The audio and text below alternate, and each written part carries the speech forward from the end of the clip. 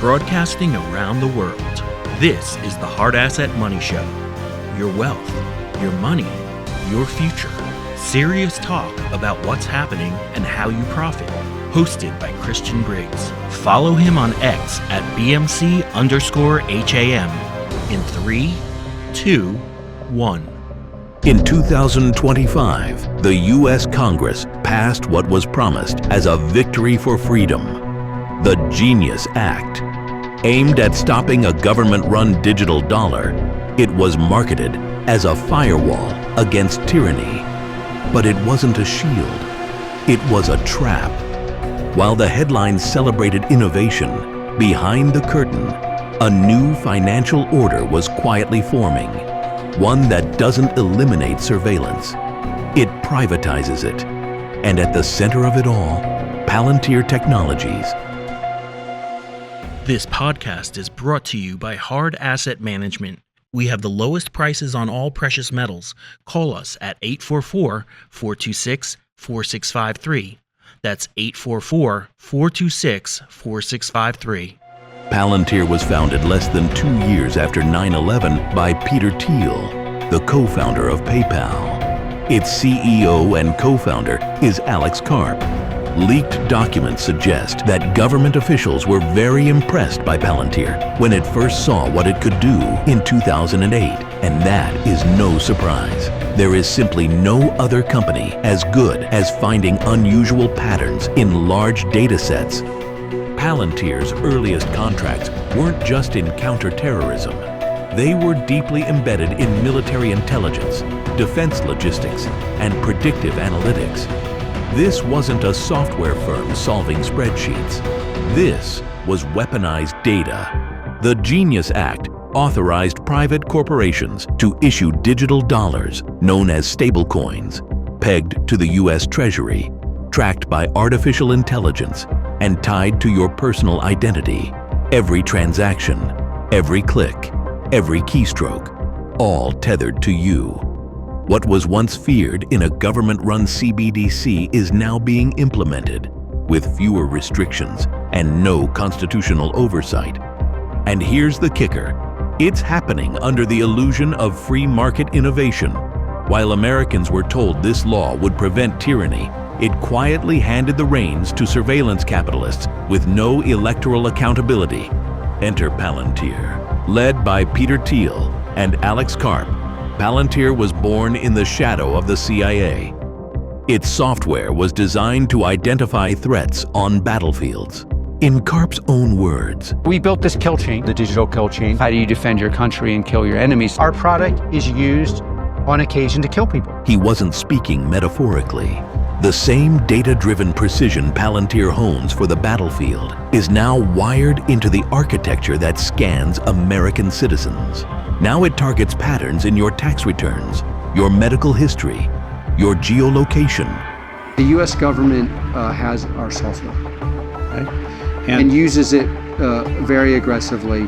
Trump taps Palantir to compile data on Americans. The Times reports that since Trump took office, Palantir has scored more than $113 million in federal dollars, not including a recent $795 million unspent DoD contract. Per the Times, Palantir has also contracts with agencies like DHS and the Pentagon and is in talks with the IRS and Social Security Administration. It doesn't just know who you are. It knows where you are, who you talk to, what you spend, and what you believe. This isn't just metadata, it's behavioral telemetry, mapped, tagged, and indexed. Welcome to a system where algorithms judge intent and context is decided by code. Alex Karp, Palantir's CEO, once claimed the company existed to protect civil liberties, but in recent years, he's flipped. He now argues we should get around the First Amendment to fight hate speech. He says, our primary mission is, in fact, to set a global standard for the world for behavior. Peter Thiel, meanwhile, has called surveillance a tool for preserving democracy, as long as it's in the right hands, their hands. In fact, Peter Thiel has openly questioned whether democracy and freedom are even compatible. You would prefer the human race to endure, right? You're hesitating. Yeah, well, Yes? I don't know. I would I would. This is a long hesitation. There's so many. And that's the pattern. The same circle of influence, pushing for deeper access, from philosophy to policy, from abstract doubts about democracy to the very real drive to seize personal data. This effort was pushed largely by Doge. I know that he wanted access to people's bank account numbers, student loan information, medical claims, disability status, to know whether they're an immigrant or not, political affiliations. And this is all going to be aggregated through a system that Palantir put in place. And I think that leads to massive surveillance, massive Big Brother. These are people associated with this who the right would flag as globalist adjacent or World Economic Forum or world government supportive, people like Alex Karp, the CEO. Take a giant step to cement American dominance of global finance and crypto technology as we sign the landmark Genius Act.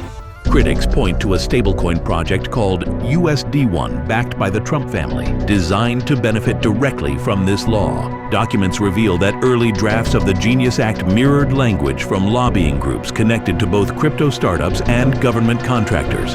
This wasn't legislation written by civil servants. It was ghost-written by future beneficiaries. Even more insidious, the Genius Act requires stablecoin issuers to verify and track user identities while maintaining the ability to freeze or seize funds on government orders. It's programmable money, it's surveilled money, and it's permanent. Through partnerships with federal agencies, Palantir will be tasked with building a master database of Americans, spanning everything from IRS filings to biometric scans. And they've already done it. ICE, Homeland Security, Social Security, Medicare, all fed into Palantir's AI. Earlier this year, Donald Trump signed an executive order allowing the federal government to increase data sharing across agencies.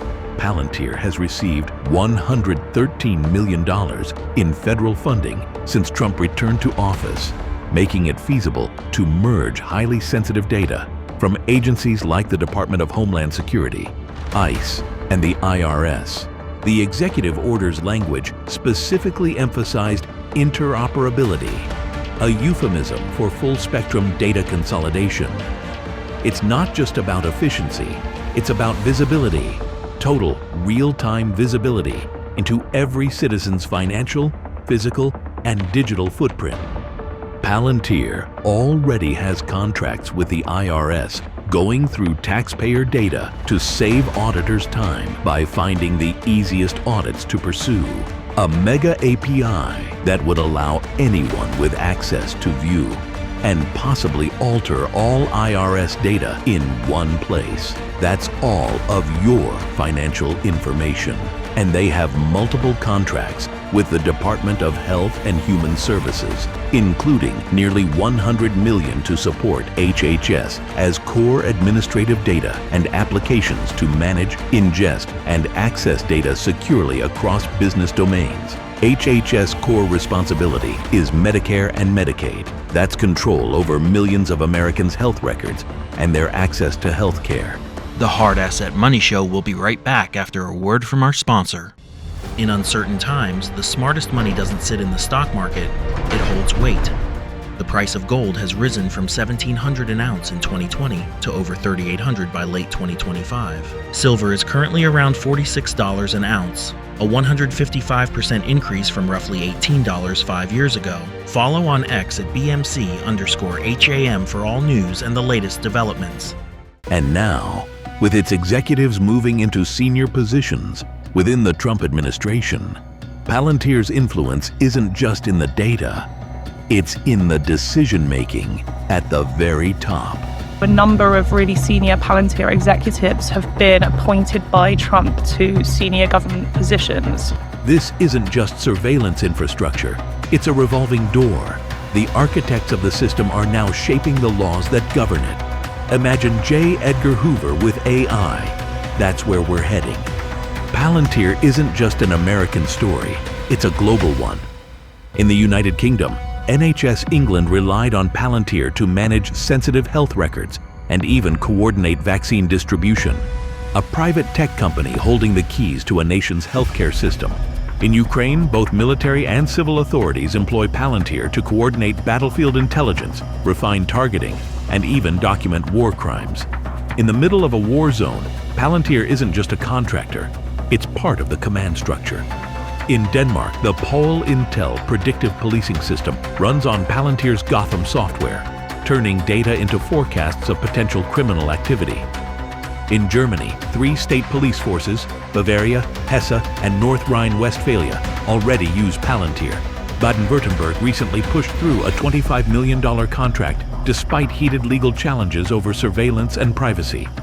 In the Netherlands, Dutch police have worked with Palantir since 2011, a fact reaffirmed by the country's justice minister in August 2025. And in Israel, Palantir signed a strategic partnership with the IDF in 2024, supporting active war-related missions. Across Europe and beyond, Palantir has woven itself into the fabric of policing, health systems, customs, and even war. What started as a Silicon Valley startup is now the silent operating system of governments worldwide. Compliance is the excuse. Control is the outcome. With the flip of a switch, your access to money could be denied, not by the government, but by a private company operating in the shadows of public contracts. If you buy the wrong book, donate to the wrong cause, post the wrong thing, you may be flagged, scored, frozen, silenced. We lose touch with reality and the human decisions that matter. We kind of move closer towards governance by algorithm, subject to decisions made by the people who are influencing these AI systems and creating them in order to fulfill an agenda for whatever their profit-seeking or control-seeking objectives are. Such a centralized system would dramatically expand presidential surveillance capabilities. Far-right influencer Nick Fuentes condemned the regime's alignment with Palantir as a betrayal. He said, "What they're doing now is they're creating a master database that has your education records, health records, tax records, the Treasury Department's records, and they're going to be in one giant searchable database for this administration with a $150 billion budget for ICE that wants to take citizenship from people that criticize Israel." Fuentes posted on X, feeding every MAGA extremist into an AI database controlled by a CIA Mossad cutout. Seriously, if this isn't the deep state, then what is? Even Palantir's harshest critics on the left and right agree on one thing. This isn't about left versus right anymore. It's about system versus citizen. This is the infrastructure of a privatized social credit system. Without debate, without consent, and without recourse. China may have perfected the model, but America just found a way to franchise it. To understand where this all leads, we don't have to imagine. We only need to look east. China's digital yuan isn't just programmable money, it's programmable behavior. Watch what they've already done. Everywhere she goes, Ouyang Haoyu is followed. What she buys, how she behaves, is tracked and scored to show how responsible and trustworthy she is. It's called the social credit system, and in one version now being tested, a person's reputation is scored on a scale of 350 to 950. Citizens are required to do hours of unpaid work to get benefits, and scores are docked for things like littering, a messy yard, gossip, even jaywalking. Good social credit gets rewarded with perks like cheap loans and travel deals. But a bad score means public shame and worse. Huang Huijun lost a court case and didn't pay. Now he's on a government blacklist. I can't buy airplane or train tickets, he says, and the list goes on. That's not fiction. It's functioning, and it's being exported to dozens of BRICS-aligned economies. The only difference in the USA? We've outsourced the same architecture to private defense contractors and fintech partners like Ripple, Circle, and Palantir, backed by unstable debt, driven by artificial intelligence, entrusted to corporations who believe privacy is dangerous and freedom is conditional. And it's not just Palantir. Ripple has been openly experimenting with tokenized identity and financial ID infrastructure. In one now infamous white paper, Ripple's ecosystem is proposed as a hub for interoperable digital IDs, tied to biometrics and zero-knowledge proofs. But Ripple's vision doesn't stop at cross-border payments. Behind the scenes, they're laying the groundwork for a fully interoperable identity layer, one that fuses biometric authentication with blockchain rails. Let's look at exactly what they're building. Now we have the introduction of XLS 40D, which is an amendment on the XRPL. You have to have a digital ID component associated with your wallet or whatever you're utilizing to do these financial products. We're not going to get real-world adoption from institutions, enterprises, anybody else until that's in place. I think that this is going to have a huge impact on the adoption of the tokenization for real-world assets. That's not theory, it's execution. And it shows how stablecoins, identity and compliance are being bundled into a single ecosystem. Now imagine that stack being governed not by you, but by the state-approved validators behind them. Here's what the Bank for International Settlements recently said in their June 2025 Blueprint report. So what lies ahead in the evolution of the monetary system? The watchword is tokenization. Tokenization is more than just a digital representation of money and assets.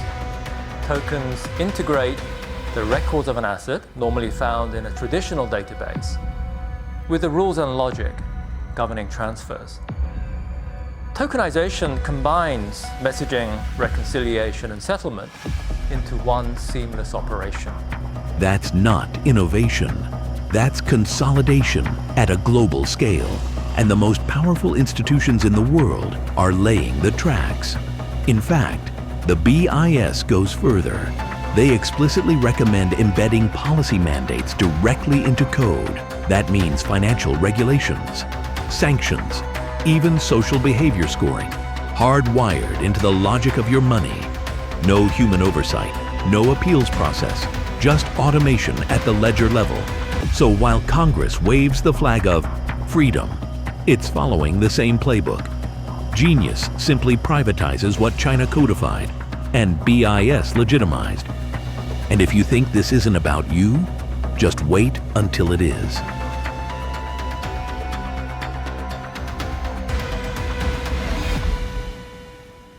Gold has more than doubled in just 5 years, rising from $1,700 an ounce in 2020 to over $3,800 an ounce by September 2025. That's a 124% gain, outperforming the market and proving why gold is the ultimate long-term hedge.